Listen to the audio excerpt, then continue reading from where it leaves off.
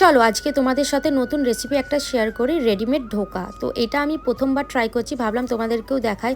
ধোকাটা powder ফর্মে থাকে, এটাকে ভিজিয়ে রাখলাম 10 মিনিটের জন্য একটু পাতলা করে। তার ফাঁকে এখানে আলু, টমেটো, জিরে, আদা পেস্ট করে নিয়েছি। আর এখানে গোটা জিরে, শুকনো লঙ্কা ফোড়নের জন্য রেখেছি।